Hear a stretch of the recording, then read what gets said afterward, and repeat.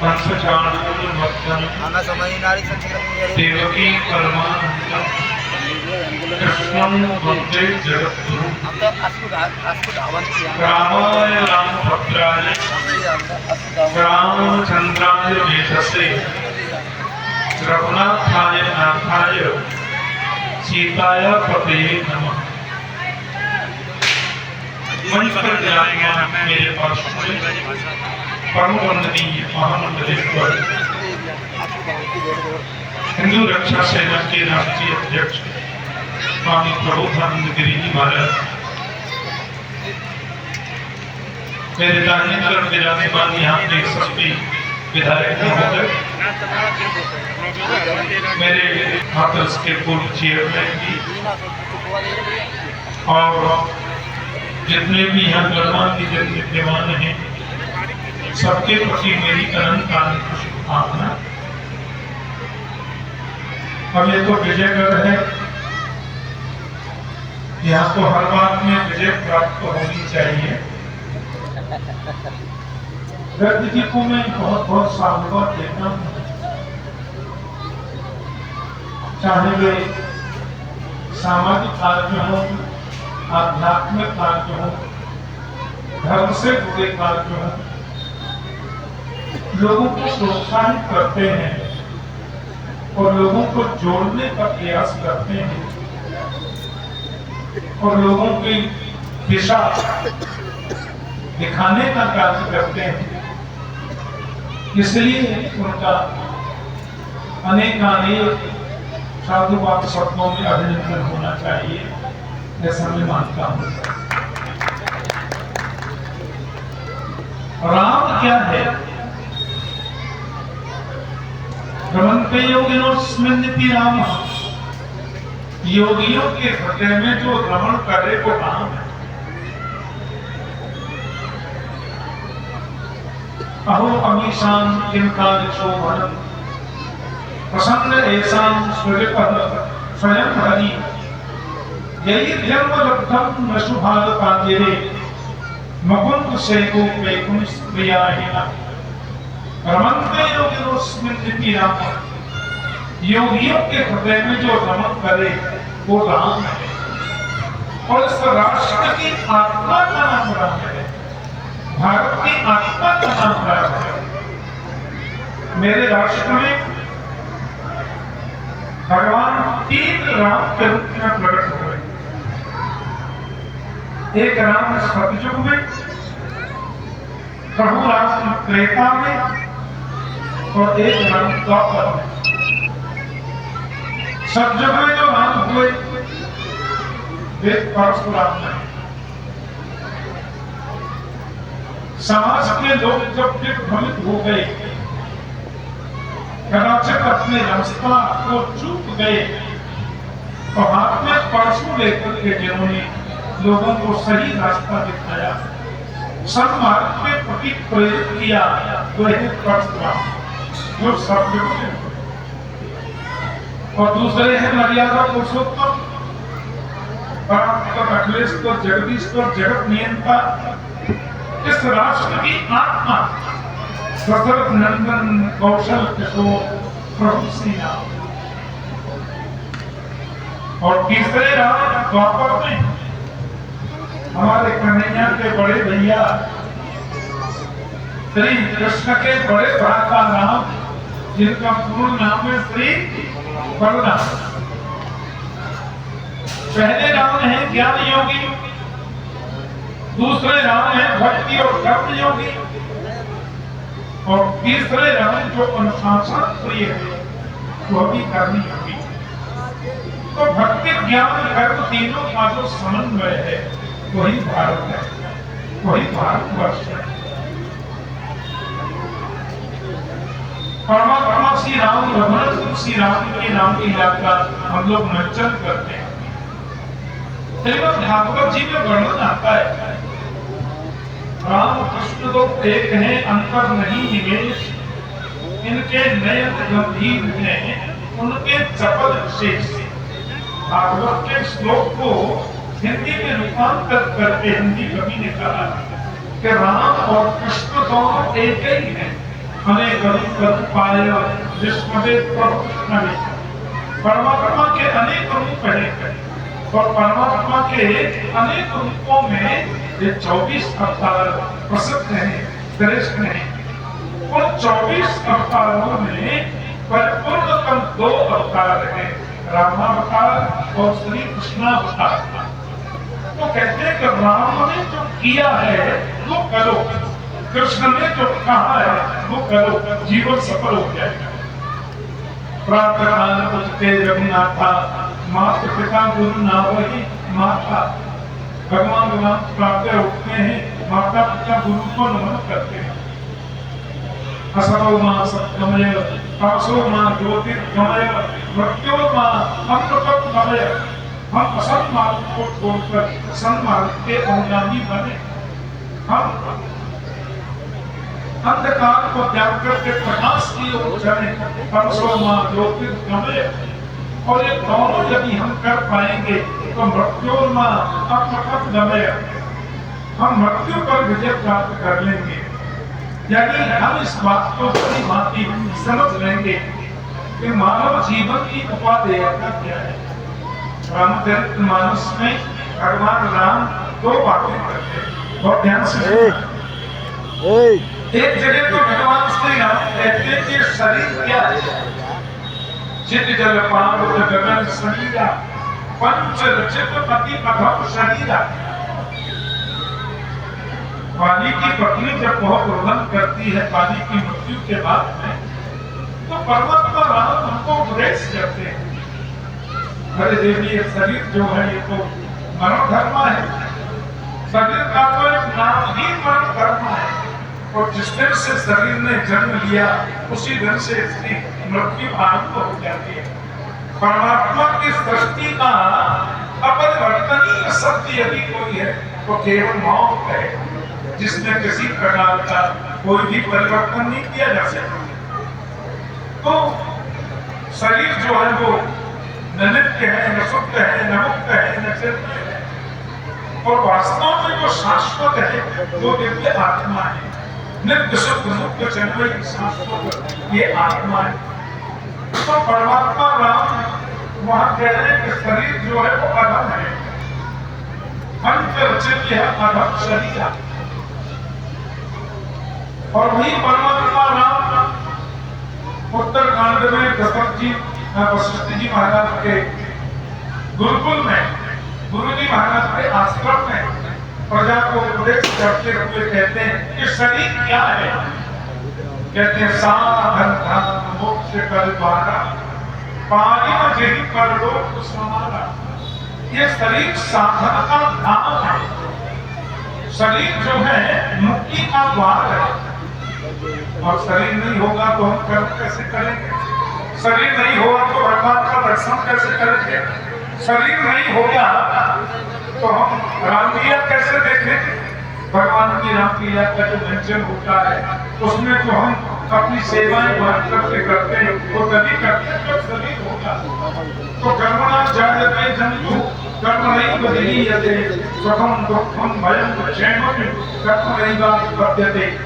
जीव का जन्म कर्म से होता है, जीव की मृत्यु कर्म से होती है। जीव को सुख दुख भय कल्याण जो कुछ भी प्राप्त होता है अपने कर्मों के माध्यम से प्राप्त होता है। तो शरीर नहीं होगा तो हम कर्म नहीं कर सकते। इसलिए शरीर जो है ये साधन का काम है।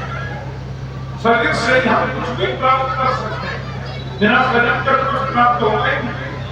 सत्य संकल्प मगैक्यता, मन की एकाग्रता, बुद्धि चातुर्यता, और हमें जो उन्नति जो हमें सामर्थ्य प्राप्त होती है उसके लिए शरीर माध्यम धर्म साधन, शरीर की सुरक्षा नितांत जरूरी है, शरीर को स्वस्थ रखना नितांत जरूरी है, क्योंकि साधन का नाम है और मुक्ति का द्वार है, मोक्ष का द्वार।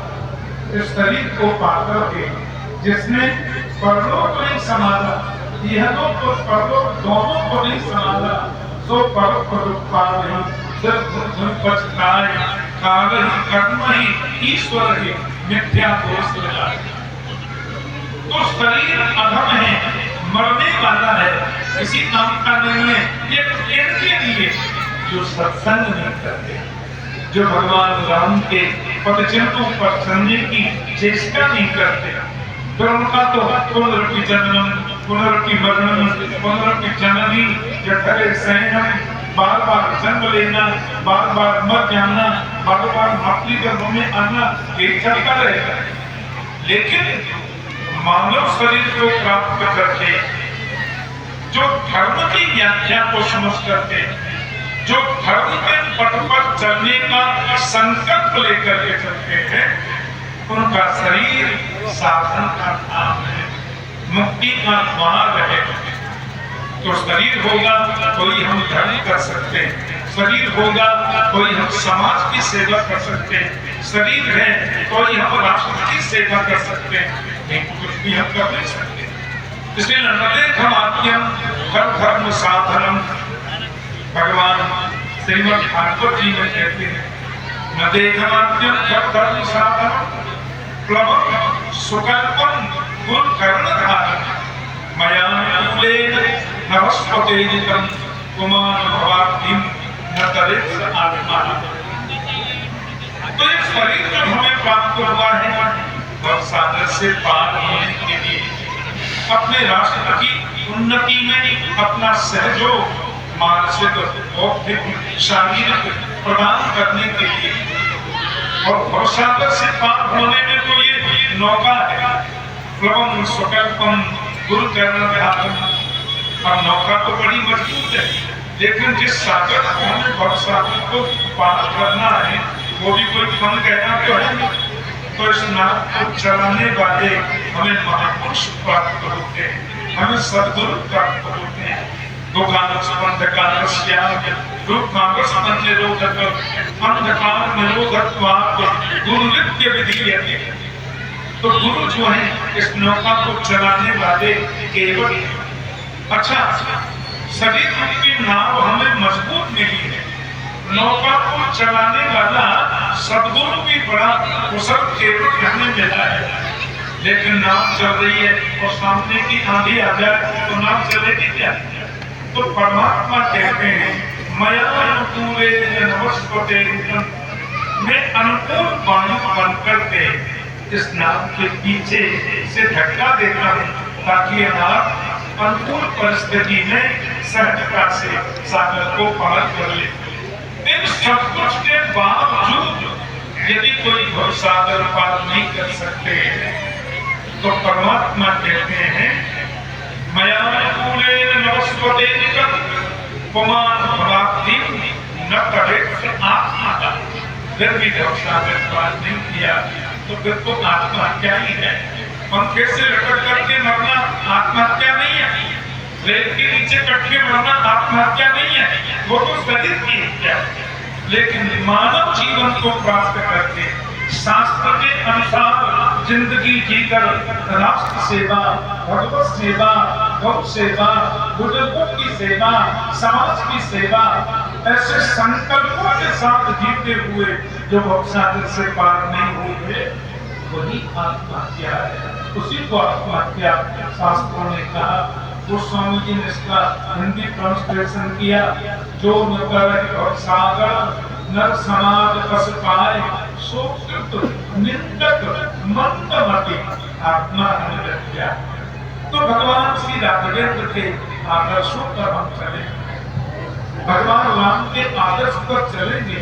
देखो श्रीमद् वाल्मीकि रामायण में, हमारे शास्त्रों में, हमारे वैदिक हिंदू सनातन धर्म में वेद और उपनिषदों के बाद सबसे प्राचीन ग्रंथ यदि कोई है तो श्रीमद् वाल्मीकि रामायण है। सबसे पहला ग्रंथ वेदों के बाद श्रीमद् वाल्मीकि रामायण। और भगवान वेद व्यास की सबसे अंतिम कृति श्रीमद् भागवत महापुराण है।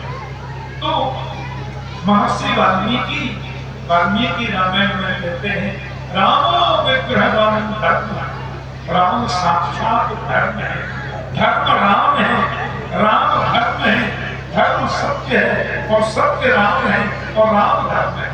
तो तीनों पर्यायवाची हैं, एक दूसरे के पूरक हैं। तो रमन पे योगी स्मृति नाम भगवान राम के पदचिन्हों पर चलकर भगवान राम के द्वारा मानवीय गुणों के मूल्यों के अनुसार हम कैसे राष्ट्र समाज की सेवा करें उस पर हम चलेंगे तो मानव जीवन की सफलता प्राप्त हो सकती है। तो रामलीला का जो मंचन है ये बड़ी प्राचीन विधा है, बड़ी प्राचीन पद्धति है। प्राचीन काल में भी हमारे महापुरुष, हमारे ऋषि मुनि छोटे छोटे बाल गोपालों को भगवान राम और अन्य पात्रों का धारण कराकर फिर रामायण जी की मंगलमयी चौपाइयों का दान करते हुए भगवान राम के आदर्शों का प्रस्तुतिकरण करते, जिससे साधारण लोग भी राम लीला के मंचन के माध्यम से भगवान राम की लीला को समझ सके, जान सके और उस पर चलने का प्रयास कर सके। और मुझे प्रसन्नता भी जानकर कि 91 बाप हुए, अब तो शताब्दी हो जाएगी 8-9 तो इतने वर्षों से यहाँ रामलीला का मंचन होता आ रहा है। भगवान से मेरी बहुत बहुत प्रार्थना उत्तरोत्तर इसमें वृद्धि हो, लोग इससे लाभान्वित हो। और ये मंचन जैसा चेयरमैन साहब बता रहे थे कि यहाँ की रामलीला बड़ी अद्भुत होती है, बड़ी मंगलमयी होती है और दिशा और दशा दोनों को सुधारने में सहयोगी होती है।